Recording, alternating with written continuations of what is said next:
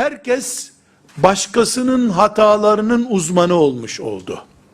Elinde internet var ya, cep telefonu var ya, herkes her şeyin uzmanı ve kim yanlış yapıyor bunu belirleme yetkisine sahip.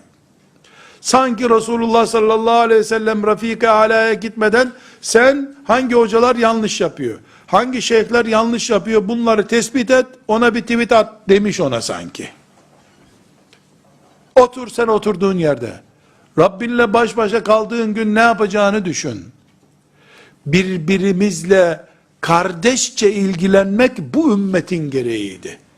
Birbirimizin ayıplarıyla uğraşmayı din haline getirmek bu asrın israfı oldu.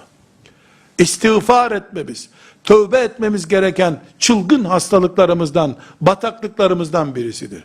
Biz elimize ulaşan teknolojiyi, interneti, cep telefonunu, bilgisayarı vesaireyi bu ümmetin büyümesi için kullanmamız gerekirken elimizdeki teknolojiyi bu ümmetin daha fazla gruplaşması, küçülmesi için kullanıyorsak şeytanın avucunda çekirdek kadar bile değiliz demektir.